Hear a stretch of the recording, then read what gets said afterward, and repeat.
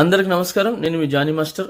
ఈరోజు ఈ వీడియో ద్వారా మీ ముందుకు మెయిన్ రావడానికి కారణం మన జనసేన అధినేత పవన్ కళ్యాణ్ గారి దగ్గర ఉన్న బౌన్సర్స్ గురించి, సెక్యూరిటీ గార్డ్స్ గురించి మాట్లాడడానికి. వాళ్ళని బౌన్సర్స్, సెక్యూరిటీ అనటం కంటే ఒక కుటుంబ సభ్యులు అంటాం కరెక్ట్ ఆ వర్డ్. ఎందుకంటే వాళ్ళు అక్కడ ఒక అన్నలాగా, ఒక బ్రదర్ లాగా ఉన్నారు. కానీ ఎప్పుడు డ్యూటీ వర్క్ చేసిన అది నేను చూడలేదు. ఈ ఈ ఈ 15 రోజుల ట్రావెల్లో నేను చూశాను.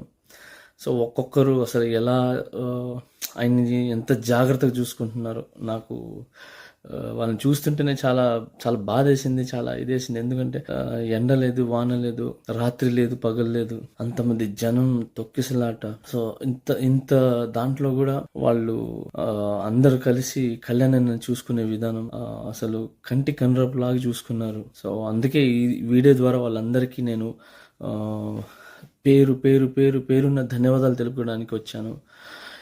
జనసేన గురించి, ఆ జనసేన జెండా గురించి, పవన్ కళ్యాణ్ గారి గురించి, ఈ జన సైనికుల త్యాగాలన్నింటినీ గుర్తుపెట్టుకుంటున్నాను.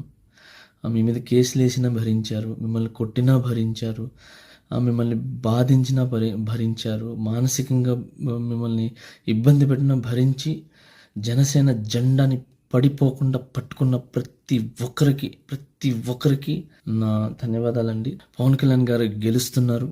పవన్ కళ్యాణ్ గారు అసెంబ్లీకి వెళ్తున్నారు. జనసేన గెలుస్తుంది. అలానే కూటమి గెలుస్తుంది. కూటమి ప్రభుత్వం ఫామ్ అవుతుంది. జూన్ 4 మనందరం సెలబ్రేషన్ చేసుకుంటున్నాము. ఈ 10 సంవత్సరాల్లో మనకు అధికారం ఉన్నా, అధికారం లేకపోయినా కళ్యాణాన్ని నమ్ముకొని, జనసేన జెండాని, జనసేన నమ్ముకొని, జనసేన సిద్ధాంతాన్ని నమ్ముకొని పవన్ కళ్యాణ్ గారి దగ్గర ఉన్న ప్రతి ఒక్కరికి పేరున నా ధన్యవాదాలండి. థ్యాంక్ యూ సో మచ్ ప్రతి ఒక్క కార్యకర్తకి. జై జనసేన, జై హింద్.